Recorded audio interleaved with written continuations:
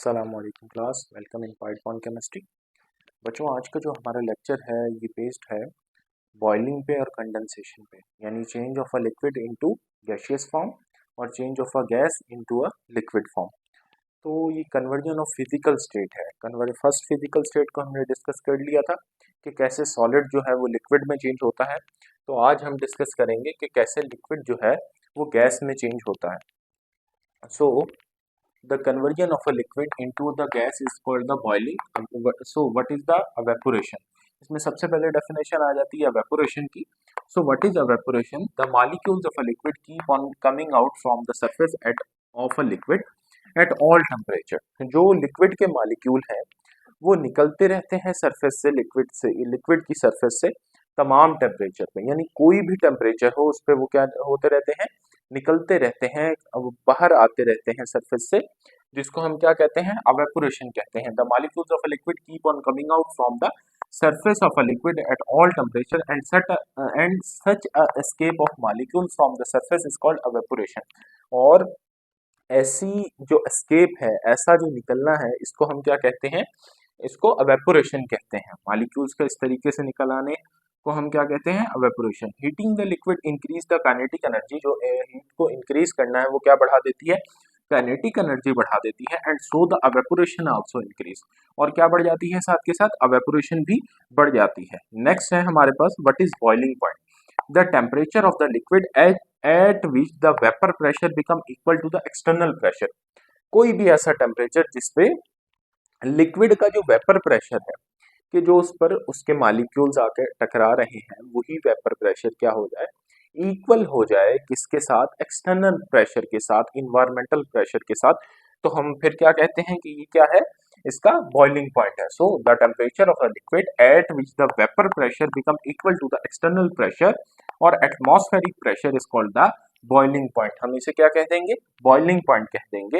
Eight boiling point the heat provided to the liquid is use to convert liquid into gaseous state. इस point पे जो हमारे पास heat है वो liquid को कन्वर्ट करने के लिए इस्तेमाल होती है, किस स्टेट से, लिक्विड स्टेट से गैसियस स्टेट में। और जो हमारे पास टेम्परेचर है वो क्या रहता है, कांस्टेंट रहता है, मजीद बढ़ता नहीं।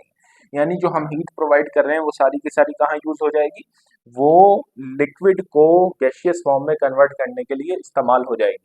Conversion of a gas into the liquid state when a gas is cooled, the kinetic energy of the particles or the molecules decrease. As a result, the molecules come close with a significant force of attraction। क्या होता है कि जब हमारे पास जो gas के molecules हैं, जब हम उनको ठंडा करते हैं तो वो क्या हो जाते हैं, एक दूसरे के करीब आ जाते हैं, जिसकी वजह से उनके माबैन क्या बन जाती है, अट्रैक्टिव फोर्सेस बनती हैं।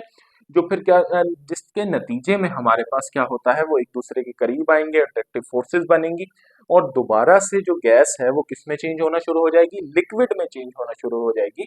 At a suitable temperature the increased attraction bring molecules so close that they are change into liquid form। तो ये जो suitable टेम्परेचर है, गिरता हुआ टेम्परेचर है, इस पे क्या होगा कि अट्रैक्टिव फोर्सेस इतनी बढ़ जाएंगी कि वो मॉलिक्यूल्स को इतना क्लोज ले आएंगी कि वो किस में चेंज हो जाएंगे, लिक्विड में चेंज हो जाएंगे। This is called the condensation. हम इसे क्या कहते हैं, कंडेंसेशन कहते हैं।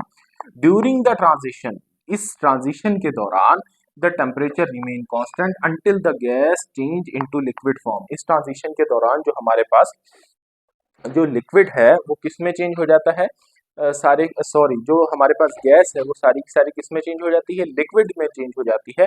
और टेम्परेचर जो रहता है कांस्टेंट रहता है। यानी जो अब मजीद जो टेम्परेचर गिर रहा है वो कहाँ यूटिलाइज हो जाएगा, कन्वर्ट करने के लिए यूटिलाइज होगा, किसको, गैसियस स्टेट को, किसमें, लिक्विड स्टेट में। So the gaseous state convert हो जाएगी किसमें, लिक्विड स्टेट में। यानी क्या होगा, टेम्परेचर डिक्रीज होना शुरू हो जाएगा। डिक्रीज होते होते इतना डिक्रीज हो जाएगा कि हमारे पास जो मॉलिक्यूल्स हैं वो इतना क्लोज आ जाएंगे कि उनके दरमियान में अट्रैक्टिव फोर्सेस बन जाएंगी, और फिर आहिस्ता आहिस्ता वो इतना क्लोज आएंगे एक स्पेसिफिक टेम्परेचर पे कि इतनी अट्रैक्टिव फोर्सेस बन जाएंगी कि वो उसे कहाँ कन्वर्ट कर देंगी, गैसियस स्टेट से कन्वर्ट कर देंगी, किसमें, गैसियस स्टेट से कन्वर्ट कर देंगी उसे लिक्विड स्टेट में। तो जब गैसियस स्टेट से लिक्विड स्टेट में कन्वर्ट करेंगी तो इस प्रोसेस को हम कहते हैं कंडेंसेशन। और इस प्रोसेस के दौरान, इस ट्रांजिशन के दौरान जो टेम्परेचर है वो क्या रहेगा, अनचेंज रहेगा, और वो यूटिलाइज होता रहेगा किसमें, ताकि वो चेंज कर दे सारे के सारे लिक्विड को, सॉरी सारे की सारी गैस को इनटू लिक्विड स्टेट। तो आज हमने क्या पढ़ा?